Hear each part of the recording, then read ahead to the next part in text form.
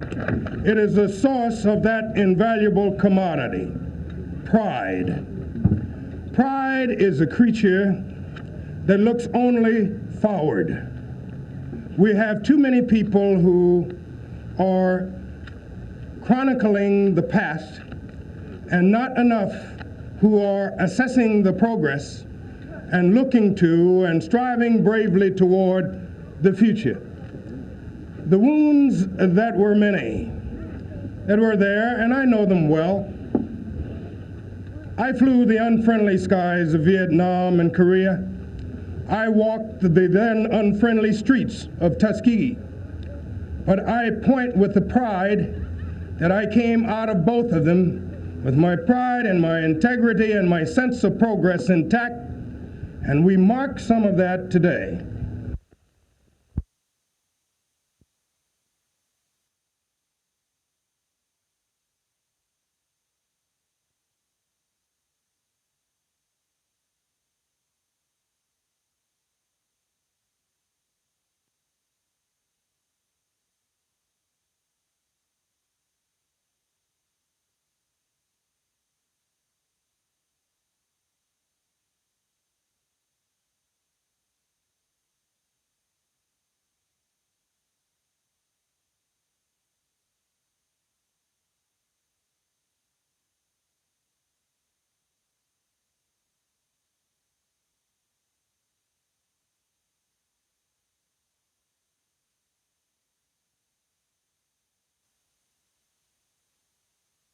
Well, 30 years ago, we were all in here. I think most of us were afraid of the world and afraid of the land of airplanes, and we were all isolated out here in body and in mind, and we had a challenge, and we were hopeful that we could make it, and some of us did, and some of us didn't. Mr. Jefferson, where are you from? From Detroit.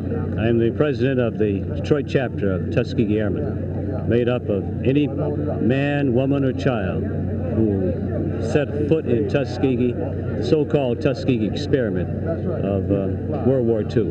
Can you describe for me what it was like here some 30 years ago? Traumatic. Remember, this was the years of the war, and as black people then it was a traumatic experience something where all of our training occurred on one airfield. Gene Carter from Tuskegee Institute. I retired in 1969, and I'm presently with Tuskegee Institute as Assistant Dean for Student Services. And as I was just telling you fellas, I came back, and it's beautiful, it's wonderful, and this day brings back memories to the 40s. Quite a comparison from 30 years ago. Quite a bit. At least we're under no pressure now and not feel the washing machine. Where are you from? I'm Henry Perry from Kansas City, Missouri, representative of Black and Veatch Consulting Engineers. I was in the 5th class here. This was a grass field, and it's remarkable to see the progress which has been made over the past 32 years. How would you compare, really, as far as it was when you were training here some 30 years ago? It was a little rougher then. It was much rougher.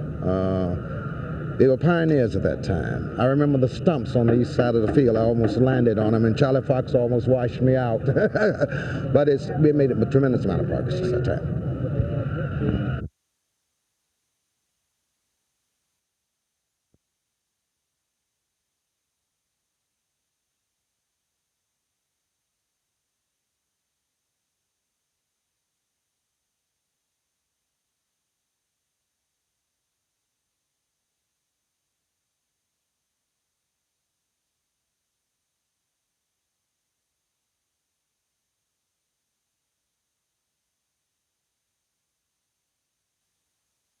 See occasionally here in Montgomery, sometimes maybe at the mall or other places, and they'll speak and like be asking about talking about the old days and this.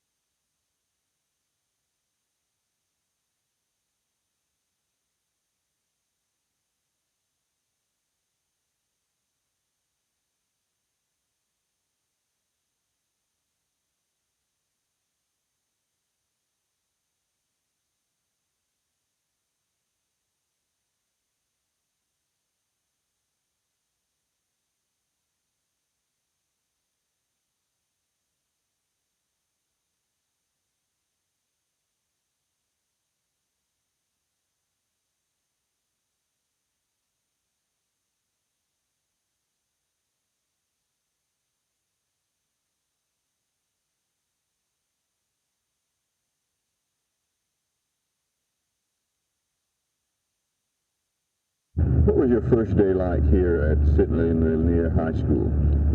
Well, Norman, our first day wasn't exactly the first day of school. We didn't come the first day, like naturally when they have school now starting, they come for half a day. Well, we didn't. They sent letters to the parents and told us that we didn't have to come the first day. And the second day, we didn't come to after classes had started. So we got here approximately 8:45. Why was this? Well, they told us that, so that inattention wouldn't be put out front here, by the white kids seeing us for the first time, and then, possibly saying, well, let's, here's a good time for us to jump them niggas, So they figured, well, we'll wait when all the other kids are in class, and then, we will come in class. And we all went into the building, and then when we got to my homeroom, the first couple of days, everybody's still laughing and joking and everything. And when I walked up and stepped inside the door, silence just hit the room. You could have heard the termites eating the wood. It was just that quiet. And like I didn't feel nervous, because like I was ready for it. I knew what was coming, and I had it in my mind to know that I'm going to a situation where I know that they don't want me, but I was determined that I wasn't going to let it upset me to the point to where after a couple of weeks I was going to say, well, like to hell with it. I was going to go through with it. And it took a while. It took a good while for people to even stop staring. We just went along for a good while, and the thing that the blacks kid, decided was that we would have to really just stick together. Like if anything was going to go down, well, we wouldn't just stand by and let it go down on one person. Like everybody had to go down together. Did anybody in this particular classroom that you first entered speak to you, or were there any name calling? Not in the classroom per se. Not generally speaking. Not while the teacher was in the room. Maybe times, when we were just getting inside the classroom, when you're changing classes, and you hear somebody holler nigger, or something like that. Did you ever see the individual, or it was done as a group?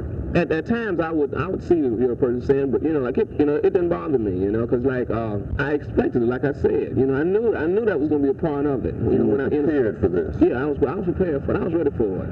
I tell you the funniest thing that happened after about and this went on for a good while. When like black students would change classes, we would walk down the halls, and the halls in this building are pretty big, and they would just part to the side. It was like Moses when he parted the waters, and then after the parting, stopped. It got to the point to where like they would like move, like quickly, to where they wouldn't be touched. I guess they're thinking my blackness gonna rub off on them. I don't know, but they would move quickly. But that didn't, I was just trying to get to my class. We had 5 minutes, and I was just trying to get there, and I didn't want to bump into anybody because I don't want anybody bumping into me. Yeah. You had no black teachers, is that correct? No. The first black teachers that we had didn't come to my senior year, which was in September '67, and I graduated in May '68. But they were all white, and there were some teachers, because some black students told me this. They said that they heard some teachers say that they didn't like that nigger, or they didn't like the black students, and but nobody ever came to me and told me that the teacher was doing them wrong just because they were black. Now, sometimes I think I heard mentioned maybe a couple times that somebody was getting a little bit harder treatment because he was black, or she was black. Did you make any friends while you were here who were white? My first year, it was just a few. Just a few. There was one guy whose father was in the service, stationed out in Maxwell, and he had been traveling around with his father as he moved, And so, naturally with him having been around black people before, it wasn't as hard for him to make friends, but it took him a little while because he didn't know how his other white friends would react to him, if nothing else, just speaking to me.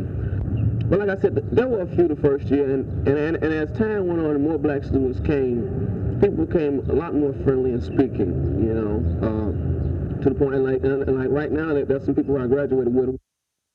I am convinced that of the candidates running, that Governor Wallace is going to be the Democratic nominee. As a Democrat, I'm going to support that candidate. Now, what happened in the past, I shall never forget it. I don't think anybody else in this country will ever forget it. No need of preaching about the past. I am concerned about the future of this state. The governor, in my opinion, if he has people who will continuously try to influence him to do the right thing and to do a better job as governor, I think that he's moving in the right direction, and I think that he'll continue to move in the right direction. When Governor Wallace obeyed Judge Johnson's decision to put on some black state troopers, when he starts appointing people to political office, when he go back and retract some of the things he's done to us, then I will look at him differently. But right now, I don't care what Mayor Johnny Ford says or any other mayor says, anybody else says. Right now, the governor says he hasn't changed, and the record doesn't show it. So I'm going to accept the record and the governor for what they say, and I'm not going to believe anybody else who's trying to make excuses to help themselves. I don't know what the governor has done for Ford. I'm just know what he's done for black folk in Alabama. And I ask any person, Ford or anyone else, to show me what he's done. When they do, then I may change my position. But he hasn't done anything yet. Bill basically is divided into 7 parts. First, it sets out the declaration of the purpose of the legislation. Secondly, it provides for certain acts as being inhuman treatment is prohibited. The third part prohibits the use of isolation and solitary confinement, and only in certain specific instances can this be used. Fourth, it sets out a disciplinary procedure, where if a prisoner is alleged to have violated certain rules and regulations, then he knows that there's a certain procedure that's set out where he can have an opportunity to be heard prior to the time of punishment. Fourth, it sets out a grievance procedure, where if the inmate himself has a grievance against a guard or some of the prison inmates, he can set out his grievance, and there's a machinery set up for it. Third, it also provides for judicial review, that in the event he feels that certain rights have been denied, then he can go into the circuit court of the county where the institution is located and seek relief. Third, I'm assuming at this point none of these things exist within the prison system of Alabama. Well, some of them, there are in certain institutions certain rules and regulations where they can have some type of hearing, or they are summarily called in and told that they've done certain things. But this bill will set up an established procedure so that when these offenses occur, any inmate will know what the procedure is. All right. What prompted you to become interested in this type of legislation? I've been interested in prison legislation since prior to the time that I went into the legislature. And if you remember, over a year or so ago, I gathered information in the state of Alabama for the national black legislators on prison condition. And we had a meeting in New Orleans over a year and a half ago, at which several of our state prison officials attended. Have you taken a tour? One of the major problems we've found in the institutions is the fact that prisoners, as a punishment, are placed in solitary confinement. These are very small, confined areas. The cells are quite small, and it only has a hole in the center for sanitary condition. This prohibits the use of such facilities for disciplinary purposes. And it sets out clearly that if a person is going to be in confinement, then he must have a diet, which diet will have at least 25 calories of food, 2,500 calories of food nutrition. It also provides that he must have his usual clothing available.